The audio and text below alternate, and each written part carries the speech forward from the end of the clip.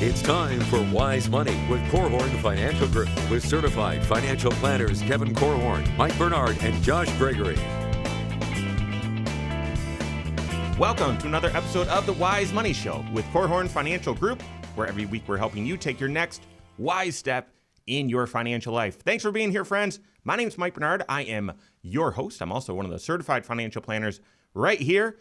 And with me in the KFG studios, certified financial planners and my business partners, Kevin Korhorn and Josh Gregory. In John Templeton's timeless 16 Rules for Investment Success, he writes that the four most expensive words in the English language are, "This time it's different." Well, is it finally true in this instance? Is this truly different this time? That and more coming up. That's a tongue twister there. It But is. you got that out, Kevin. Tangler. Mm-hmm. Hey, if you have a question for the show, not about our grammar, we'd love to hear from you. Reach out to us. You can find us online, wisemoneyshow.com. Submit a question right there. A lot of questions show up on social media. You'll find us on Facebook and YouTube. And the YouTube channel, we've got a great question from a fan of the show on the YouTube channel. Then you can always call or text 574-222-2000.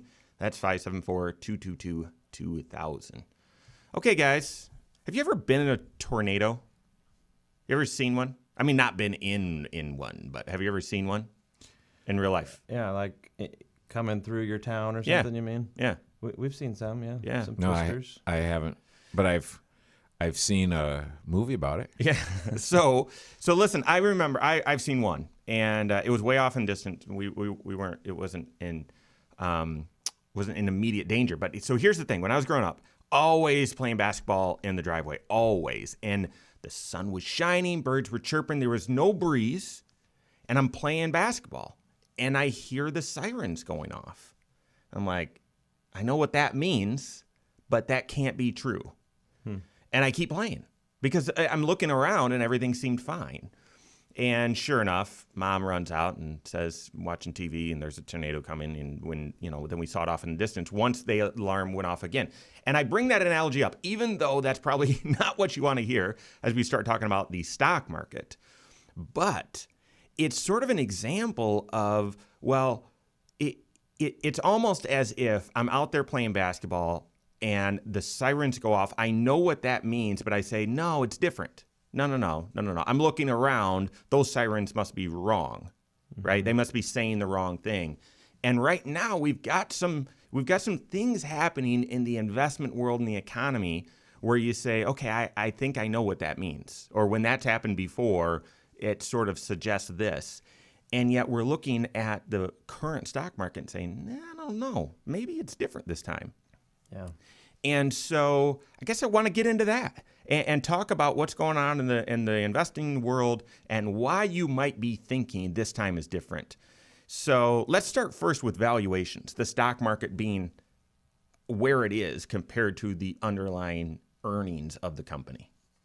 Yeah, and I'm glad that you draw that distinction or make that explanation that the price of a stock is supposed to be tied to what investors around the world, anyone who's buying and selling that company, what they believe that stock or that company is going to generate in profits in the future. That's how you decide ultimately. That's the lasting, true way to value a company and therefore figure out what its appropriate stock price would be.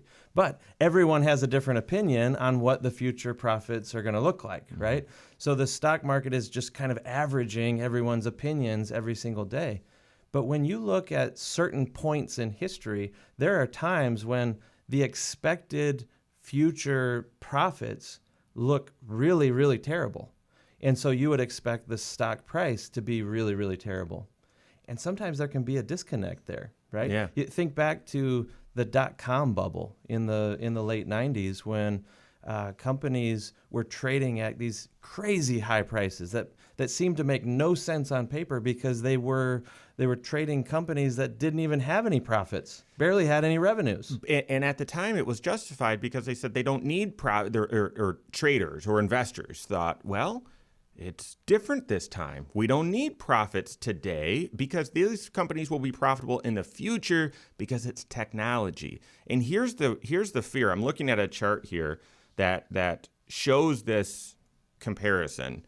And it dates back to 1995. And the level at which these prices are compared to their future expected earnings hasn't been at this level since the year 2000. And at the time, I was in college during that time, but I'm pretty sure living in that time, they weren't calling this the tech bubble. Yeah, that's right. we call it that after the fact. It was the new economy. It was the new right? economy. And so now are we going to look back and say, oh, well, gosh, obviously this was a bubble. But right now we're saying, oh, no, this is great. Yeah, I think the mentality that many investors have is that, well, listen, this was just profits have been artificially clobbered, right? We by our human action have shut the economy down, and we've really squashed the profits temporarily for these companies. So you can't look at the next 6 months or 12 months as an indication of what their long-term prospects will look like. You have to ignore it almost. Just kind of take it for a grain of salt, and let's trade these companies at prices we think might make sense longer down the road. It's also possible if you're tempted to believe that this time could be different, it's also possible you say it's because the government is doing so much to stimulate the economy that company earnings and profits right now don't really matter because it's being those bad profits are being filled in by printing money, which is underway again. And in fact, there's some charts that show that the waterfall decline of the stock market in March, and then the unbelievable rise, the best 50 days ever in the stock market that followed, is correlated directly with the Federal Reserve expanding their balance sheet, which is geek speak for printing money. Yeah, I mean, you're looking at a couple of things here. One is the price to earnings, but the other is the supply and demand. And you say, well, what's supply and demand of cash? And if there's a huge supply of cash and it's been pumped into the economy and there is no real reward for saving, now we're going to be talking about that on an upcoming show. There is a reward for saving. It might not be a financial reward, but there is a reward for saving. For sure. But if you remove the financial reward for saving, then you say, well, what should I do? If I have cash, I'm going to deploy it and try to get it to earn more for me than the point nothing that I can get in the bank.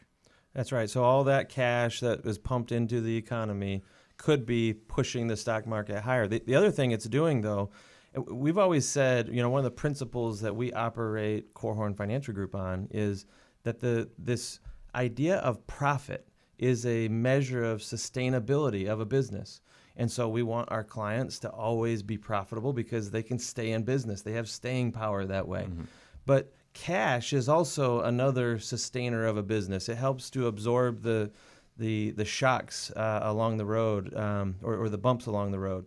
Here's what the Fed and ultimately Congress has done.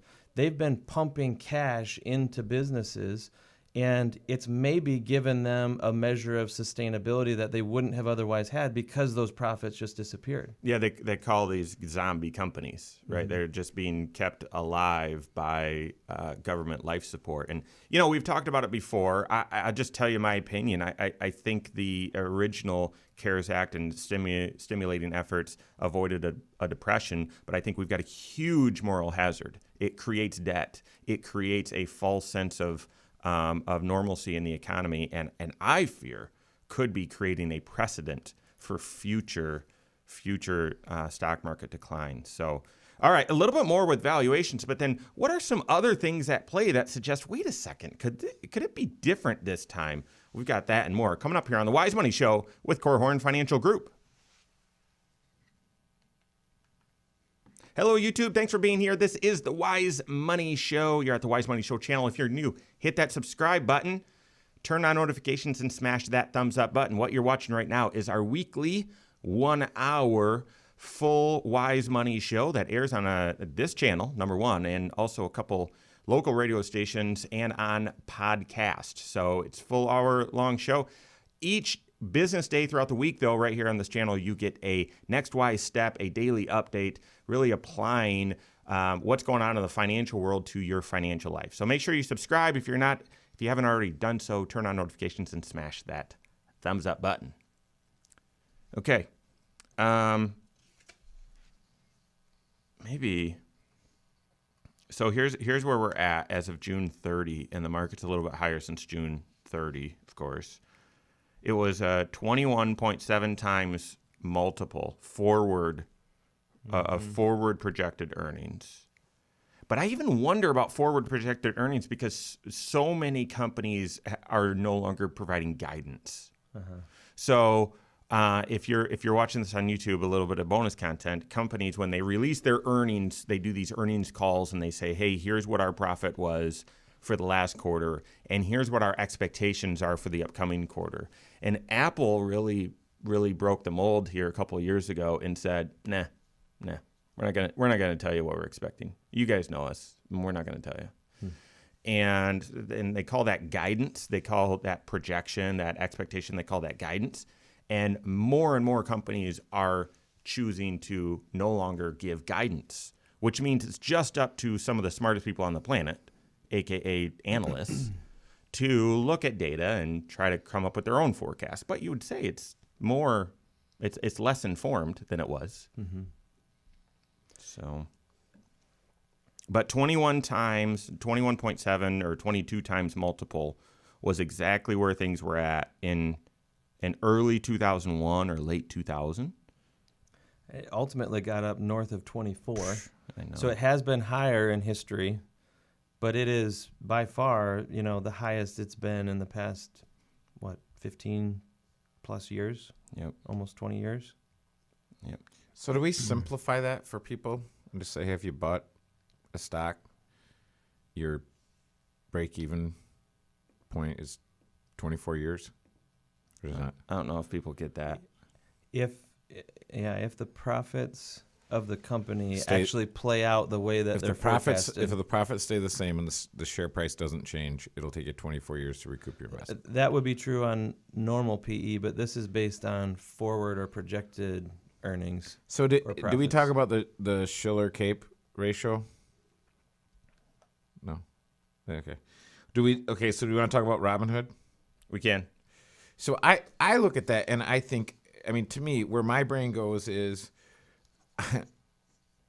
I'm looking at a New York Times article, which, of course you don't trust the New York Times, but March 12th of 2020, where this time really is different.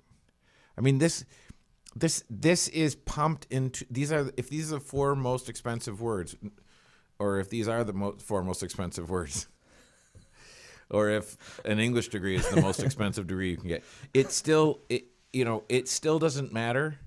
It's like it's evergreen. Sure. Right. Yeah, that's So anyway, but I do think the Robinhood, to me, the Robinhood piece is interesting. Just even the settlement offers that they had. yeah. Let's talk a little bit about it. I do want to talk about bonds and international if we can, but we're starting second segment, so we got time. Let's do it. All right. Is it different this time? That is the question. We're going to talk about that. We are talking about it right now. This is the Wise Money Show with Korhorn Financial Group. My name is Mike Bernard. Here with me in the KFG studios, Kevin Korhorn and Josh Gregory. If you have a question for us, we'd love to hear from you. You can find us online, wisemoneyshow.com.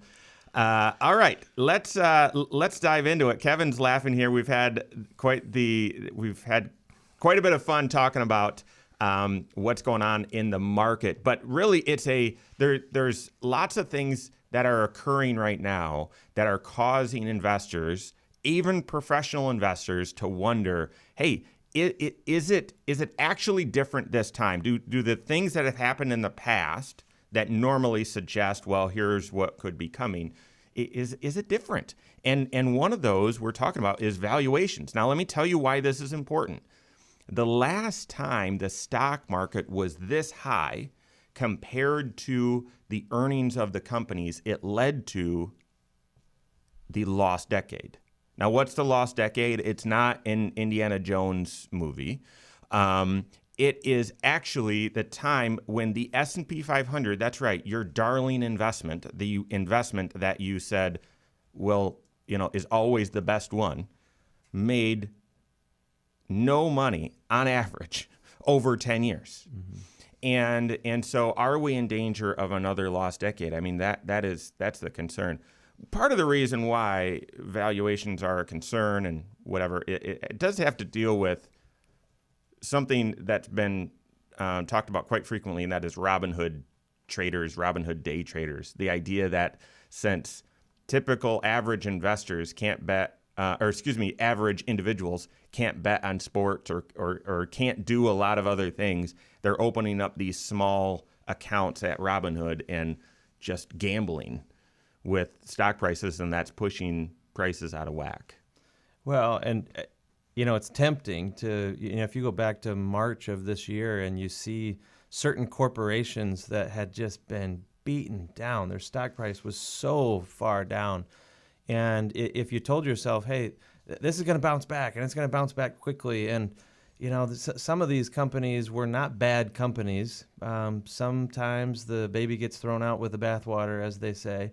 And if you had a few bucks that you wanted to kind of speculate with, and I choose that word intentionally, by the way, maybe you go open a small account, maybe you buy a few shares, you just kind of take a shot at this. And there have been a lot of people who have taken their first step towards being, I'll say towards being an investor, but again, they're being speculators. Mm-hmm. And they're doing it really historically at a fantastic time where you say, boy, when you buy that cheap, it can't go much lower, right? And yet history is full of cases where it has. So, and yet we've got this amazing run-up in the market that is making many of those people look or feel like geniuses, mm-hmm. right? Well, and so as you talk about speculators, though, Josh, there are people that have bet. Because this is when I think about this, and people say, oh, take your $100 and open a Robinhood account. That's fine. Robinhood, their technology has kind of proven they can't keep up when there's any kind of volume, and they actually made a settlement offer to the folks that had issues with settlements. So they've got some problems. And here's the deal: if you have a couple $100 in a Robinhood account and you lost money, you're probably not going to spend the time to go after Robinhood and get justice for yourself. But here's what's very interesting to me is you're talking about speculating, open up an account, do something. With Robinhood, they're talking about, hey, do options, do this, do that, the other thing, the other strategy. So how much has been bet and lost on Tesla stock so far this year?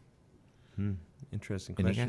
I don't know. Almost 20 billion. That's billion with a B.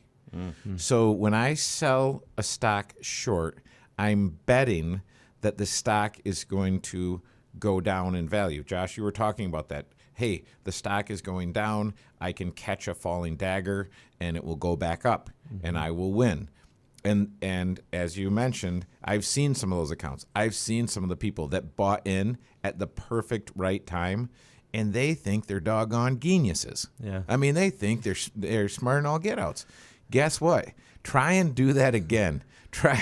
Show me where that's repeatable in any way, shape, or form. And so the issue is $20 billion has been lost by people that said, I'm going to take my hard-earned money and I'm going to bet that Tesla stock has gone down. And Mike, Tesla stock went from a year ago, it was $250 to $1,500 now, or in that range. So if I'm a really smart guy, I look at that and I say, there's no way. That valuation is not justified. So here's the thing. This time it is different. Here's how it's different. The fact pattern is different this time. Mm-hmm. Now, but the question is, will the results be different? Yeah. And I just, I read I was just doing some research for the show, did a little search, and New York Times in March had an article, this time it really is different. Guess what? It is different because this is the first time since 1918 we've had pandemic. And in 1918, they weren't trading stocks online. Right. Yeah. So it is different this time, and people's access to information and all these other things, that is different. And in that article, it talked about the reversion to the mean being dead, but it's not. The principles that guide us are still in existence, even if it seems like you can't see them right now. You've made so many good points just now. I'm glad that you're pointing out that people say it's different at both a peak and the trough, right? When things are at their ugliest so far, there's this assumption that, hey, we're never going to recover from this one. It's going to keep on going. This time it's different. There's no bouncing back here. But then on the upside, after a long, strong recovery, you can say, hey, this time it's different. It's going to keep on rolling. The good times will not fail us. And for various reasons, you're exactly right. The fact pattern is always different. There's always a different reason why a stock market decline begins. There's always a different reason for why the stock market begins its rebound. But it's not, we've never seen in history where that pattern doesn't repeat itself, right? Mm-hmm. You said, hey, we're seeing these swings, and I think it was John Templeton, who we keep referring to. He said that the stock market is on an upward trend. You have to be an optimistic investor to be successful over the long term. You have to believe that the stock market is giving long-term upward momentum. But it's characterized in the short term by sometimes some excesses and some corrections. Mm-hmm. And you have to be prepared for that emotionally. But an article in a large publication saying, this time we're not gonna experience that again. What a dangerous article to write. And inevitably, all you have to do is just go look at the bottom of a market, and you'll find all kinds of those articles. In fact, sometimes it's those articles that actually push people to do their last bit of selling at the exact wrong time, pushing stocks to prices that are so low they don't make sense, and now creating the floor that gives us the rebound potential. You can actually take this argument a little bit deeper, and I'd like to do so, because what we're talking about with valuations, you can take the argument back to where things were in 2000 and say, well, technology companies, it really is different. But but what about bond investments? Bond investments, because of the unprecedented place we find ourselves with interest rates, is it different? What about international investing? So let's go deep into the weeds to say, well, as you look at individual investments, should you adjust your approach? So that and more coming up here on the Wise Money Show with Korhorn Financial Group. So, did you guys know that? I mean, because Elon's been talking some smack to the short sellers. No, I didn't know that. Oh yeah, it's some kind of fun drama, and he's been selling shorts. Seriously, That's funny. Dude, he trolls people. I mean, you would put him in the President Trump category of trolling people. He just funny. Absolutely owns them. Mm-hmm. Okay. It'd be interesting to look back through history at some of the CEOs that have just huge personality, and there's probably always been some that are just always showing up in the old magazines and the old newspapers and whatnot. But in this day and age with social media, the colorful people, they will get attention, won't they? Mm-hmm.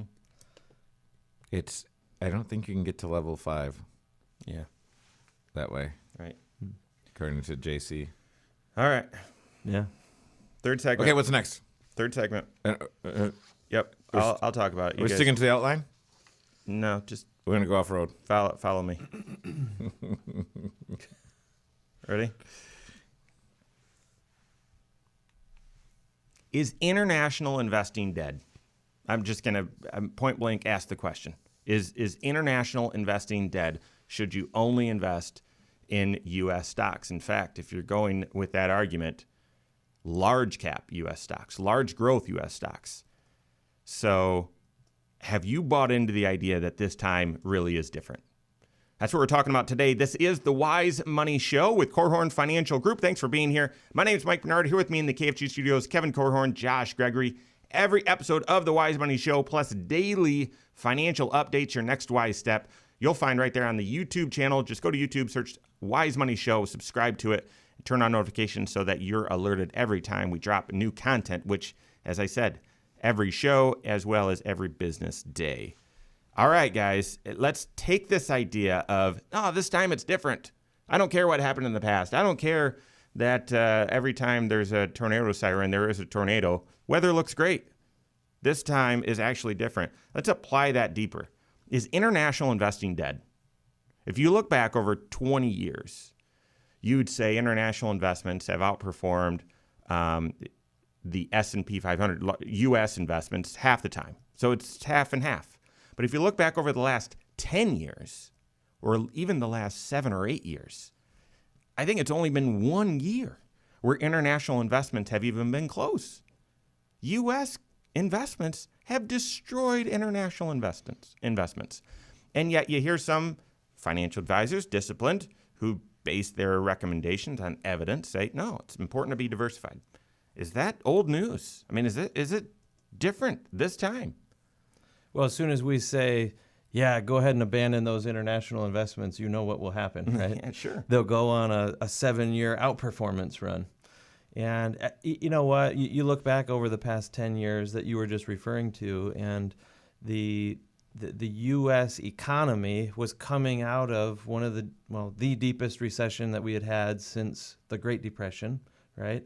And we had this long, very slow, kind of mediocre recovery, but it lasted a long, long time, right? Well, during that period of time, Europe and many other nations experienced another recession, a small one.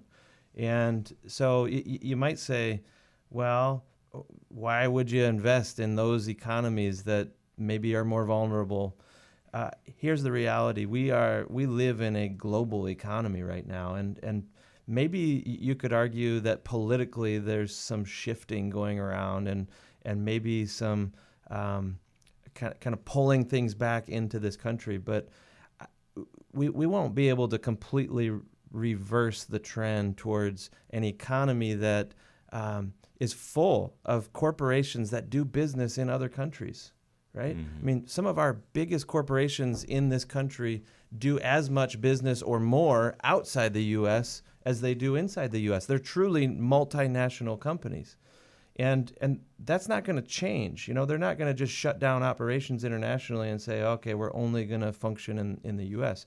And so if you want to have a portfolio that represents the business activity going on around the globe, then I think it's important that you have international investments and not just look back on the past 7 years and say, hey, I'm only going to own what has been working well, and that's all U.S. Mm-hmm. Instead, you know, the principle of diversification is that you have investments that don't all behave the same way at the same time.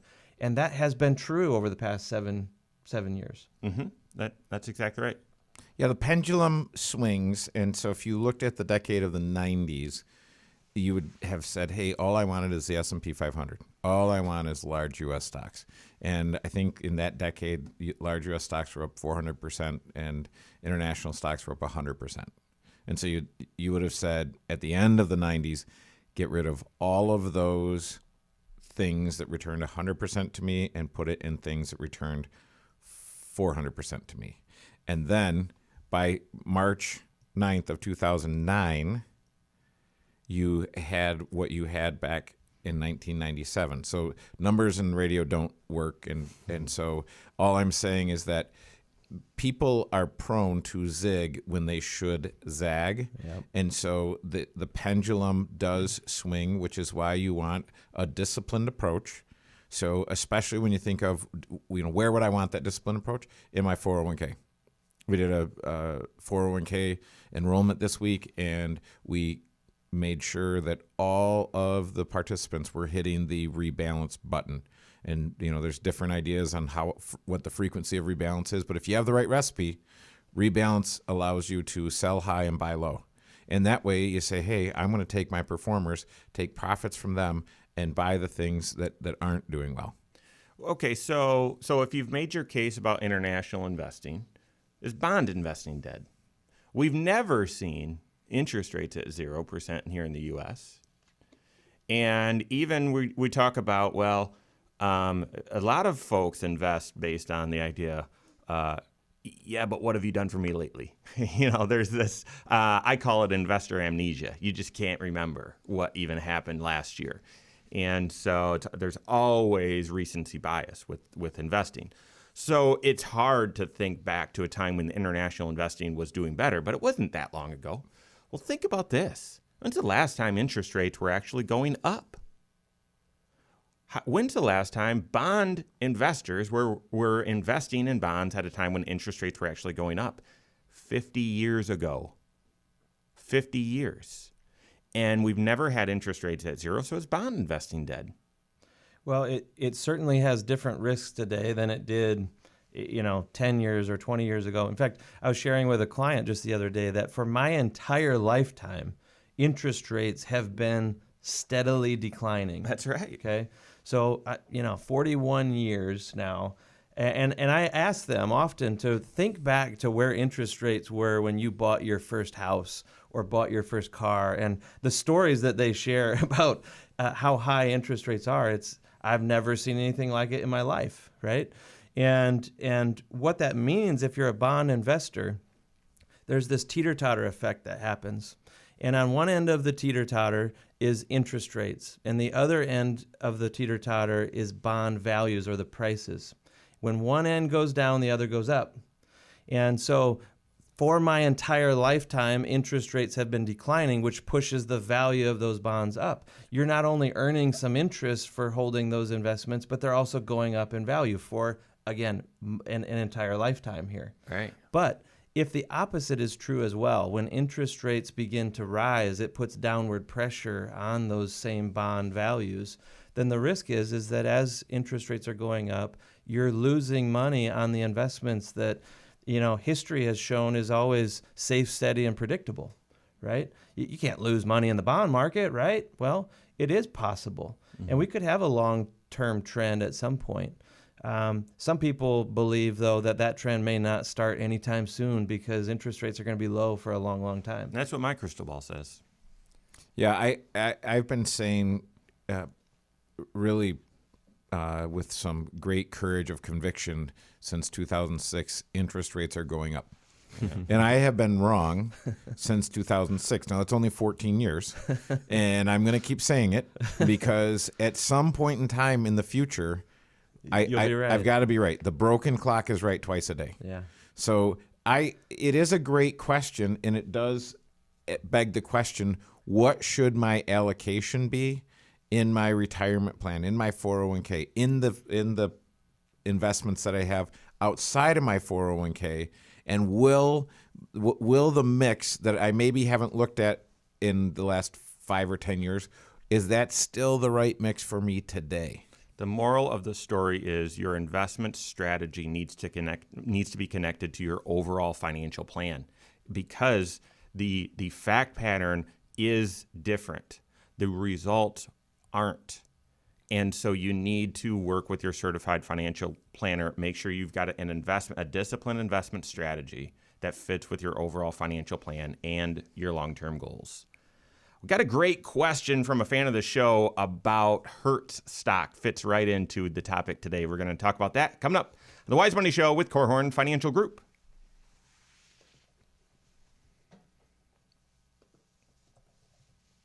Good stuff. All right, so a little bonus content. Small cap investing, is that dead? You'd argue there's scalability from large companies. You'd argue the government has been much more interested in making sure they don't fail, so has propped them up.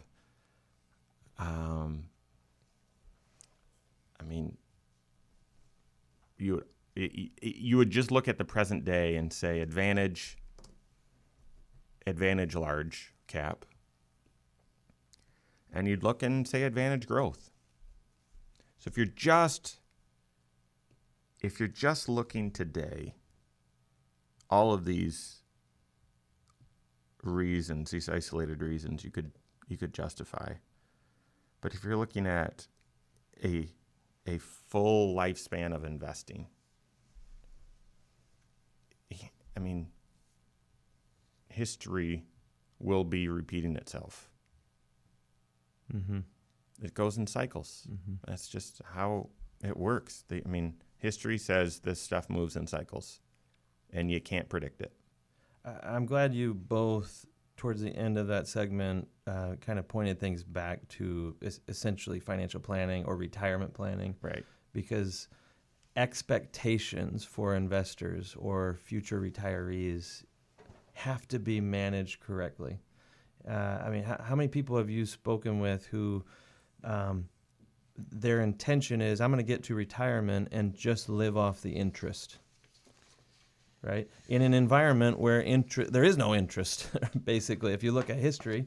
So what worked for a prior generation cannot work for this generation. And so helping people recalibrate their expectations and have a different approach so that they can still achieve their retirement. So it is different this time. But what's different is the fact pattern and what I need to do to achieve the results that I used to be able to achieve doing things differently. So that's how I would say it. Mm-hmm. So, Mikey B, are we on to questions? Or we are. Okay. We'll hit this Hertz one, and then we'll see how long that takes. And we don't need to get really, really specific about it, but I think it'll just be fun. And maybe Emma's investment. Do you ever think that maybe this hurts? Okay, where's the Hertz question? I think it's living rent free. After filing bankruptcy, why did Hertz stock go? Oh, I see. Yeah. So that one, and then you said Emma's? Yeah. We'll see. Let's see what kind of mood I'm in.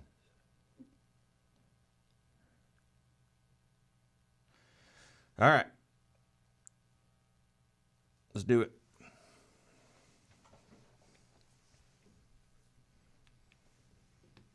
Thanks for being here. This is the Wise Money Show. My name is Mike Bernard. I'm your host. Here with me in the KFG studios, Kevin Korhorn and Josh Gregory. If you've missed anything, several ways to connect and follow up on this entire episode and all other previous ones on podcast, wherever you listen, whether that's iTunes or Google or Spotify. Just search the Wise Money Show. You'll find us there. And then, of course, the YouTube channel has every episode. And then online, wisemoneyshow.com. There's a media player right there. You can listen to previous episodes as well, even submit questions. Speaking of questions, that's where we're at. We've got questions from fans of the show right now. And a couple that fit really nicely into today's topic. The first one is asking the question about Hertz stock. This is good. So after filing bankruptcy, why did Hertz stock go down to 50 cents and then back up to nearly $6? How can shares have any value if the company's going bankrupt? So here, let me just tell you what's happened. And so Hertz stock, the company Hertz, hey, we're in trouble and pandemic is happening, and the stock goes from $20 a share, February 20th, which was sort of the high of the market, down to $3 a share on March 18, when it seemed inevitable, hey, bankruptcy. Then from $3 up to $8, from $8 to 50 cents by May, and then within 3 weeks it went from 56 cents to $6. It's unbelievable. And then it's been bouncing around between $1 and $2 ever since. A bunch of speculation. The company's a zombie. It's done. They can't even sell their fleet. It's done. Why is this happening? Well, it's kind of just a very fascinating real-time example of where the price of a stock or the value of a company in the stock market can be very different than the value of the company when you look at their books and records, when you look at their balance sheet. If you were to, fire sale everything that Hertz owns, all those cars, any office buildings, any, any furniture that they own, like, sell it all. What would it be worth, and is it enough to satisfy their creditors, the people standing in line to get what is owed to them? That is a separate valuation than what the stock price happens to be selling at on any given day. Mm-hmm. And that price can be thrown all over the place depending on how, speculators, as you said, are entering into that market, buying it up, selling it down, all of that. And there can be a true disconnect. That can happen in really great companies sometimes too. Yep. So let me get a little geeky here, and this might be a month old here, but I'll tell it to you anyway. The last time,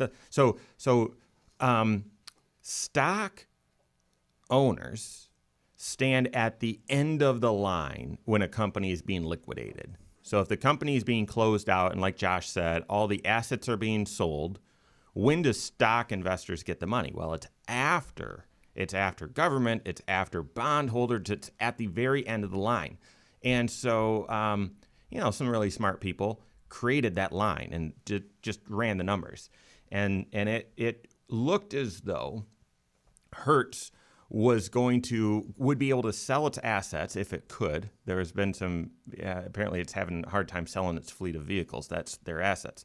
If they could sell all their assets, I think it was, a few $1 billion, but when they look at all their debt, it's a few billion more.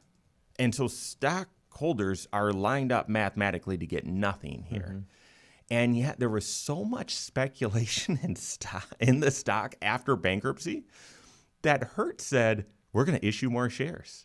One of the ways that we're going to get more money is we're going to sell more stock. And they were trying to sell $1 billion worth of worthless stock in the marketplace as a way to help pay off creditors. And the SEC had to step in and say, no, we're not going to allow it. Investors, let me say it differently, gamblers were that gullible. They were willing to buy a worthless investment. And the SEC had to step in and say, no. I know you can do this. We're not going to let you do this. It's unbelievable.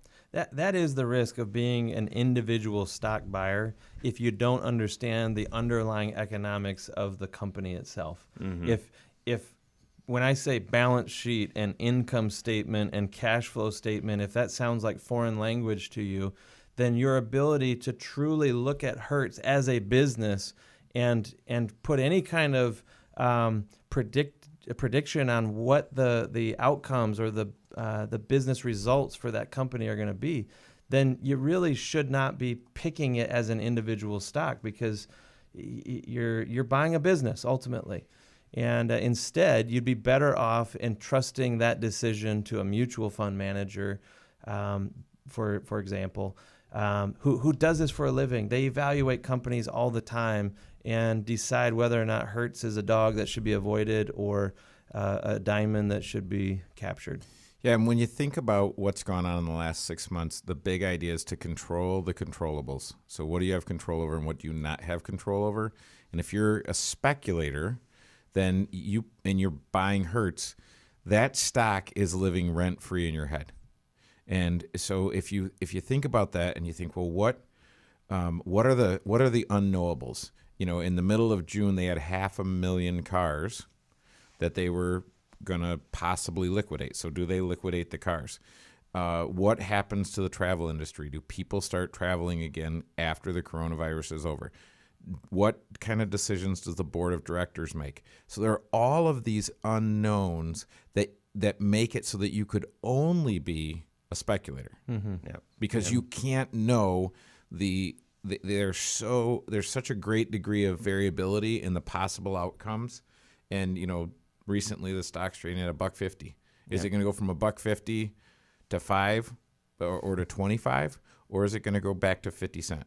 And it's possible they exist beyond this bankruptcy. And companies have, and companies will. I think that a lot of people have said, even despite the stock market's rise, more and more companies will be filing bankruptcy because bankruptcy exists when listen, I've got more debt than I have assets, and with low interest rates and with this federal bailout, I think more companies are taking on debt. Got more debt than I have assets, and my cash flow is strained in such a way that I can't even pay these debt obligations. Right. But a company could step in, a different company could step in and say, hey, we're going to buy that out. I think we're going to see that with a lot of retailers who are buying brands. So I'm going to just run through the list here. This isn't all encompassing, but we got J. Crew. We got Gold's Gym. Gold's Gym says, hey, we'll still be operational after we go through bankruptcy. I don't know.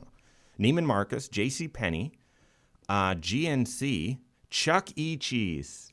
I can't believe that company survived out of the 80s. I mean, so Chuck E. Cheese, Lucky Brand, Brooks Brothers. More fun than Disneyland. Are you That's kidding good me? pizza, too. And, I like it. and Come Taylor on. Lane Bryant. New York and Company. I mean, these are some big names, and these brands might survive. I think Ann Taylor Lane Bryant. The rumor is the brands will survive. Someone will gobble them up, and the brand will survive. Yeah. Or creditors will do some sort of deal with them to, give them a lifeline or something like that. It all boils down to the creditors who are in a position to lose money. Do they think, hey, will I get a better result by giving them another chance, so to speak, by letting them stretch this out, or just cashing everything in and trying to, take whatever I can to, minimize my losses? And it depends on each company on its own merits, ultimately. The big idea is be an investor, not a gambler. Be an investor, not a gambler. Being an investor, investing for the long term means you're buying the world's best enterprises. And whether that's Sears one day and Amazon the next day, you're holding a basket of all of them. You're not too concentrated in one, but you're holding a basket of all of them. Now, this goes into Emma's question. Emma's 32. And here's what she asked. What's the best way to start investing? Aside from retirement accounts, we'll get back to that. How do you decide what to invest and what to choose from? How much money? So fundamentally, how do you start investing? Yeah, we get this question quite a bit when people they've been investing, they've been using up their 401k and maybe even maximizing it, which is hard to do because that's a big bucket that you can throw a lot of money into every year. But if you're a big income individual, and you have some excess capacity, maybe you received an inheritance or something, what do you do with that money? A lot of people don't stop to consider the fact that if this money is needed for a long-term goal, then getting it positioned in the best tax shelter possible, like the 401k at work or a Roth IRA at home, even a traditional IRA, you may even be able to use, if you meet certain requirements, things like a health savings account, which we don't often think of as an investment vehicle, but it could be. But then there's this other one where all those same mutual funds, let's say, that you've been buying in a 401k or in your Roth IRA, you can own them outside of those accounts too. Mm-hmm. You can invest still in just as diversified a fashion, just as same amount of risk, or you could be even more conservative. The point is that in the mutual fund world, you have a tool that is really versatile. Mm-hmm. And the key, though, is, Emma, you're 32 years old. If this is money that you're not going to touch until retirement, make sure you're maximizing those retirement accounts. But hold long-term investments then. Don't put it in a CD that's going to earn you point nothing at the bank if this really is long-term money. I'm Emma, I appreciate the question. I'm reading into your question. I think you're saying, aside from retirement accounts, how do I start making some money? How do I gamble? And I would tell you, don't. How to start investing? Have a goal. Yeah. And then sit down with a certified financial planner and craft out what it takes to reach that goal and the right way to invest to reach that goal. I feel like your question is saying, I've heard all these people making money when they buy an investment and it's gone straight up. How do I do that? Yeah, Emma, if we were at Starbucks and I took my mask off to talk to you, you'd be asked to leave. Just kidding. I would never do that. So, Emma, if we're sitting down over a cup of coffee and you say, "Hey, what should I do about investing?" I would what the advice that I would give to Emma is I'd say, Emma, It feels like right now you've got an investment problem, but you don't. You have a financial planning problem. Because really, in order to figure out how to do this with investments, you need to have a great budget so that you know whatever you're starting is sustainable, and you want to make sure your cash reserves are in order. You want to make sure that the most important things and risks that could derail your financial life have been transferred efficiently, typically using some sort of product to do that inexpensively. You want to make sure that your taxes are in order, and investments, the whole 6 areas of investments. 6 areas of financial planning. That's what I said. You got it. Thanks for the question, Emma. All right, that is all the time we have for today. On behalf of Josh Gregory, Kevin Korhorn, and myself, all of us at KFG, have a great weekend. We'll see you next Saturday for Wise Money with Korhorn Financial Group. Securities offered through Silver Oak Securities, member FINRA/SIPC. Advisory services offered through KFG Wealth Management, LLC. Doing business as Korhorn Financial Group. KFG Wealth Management, LLC and Silver Oak Securities Incorporated companies are unaffiliated.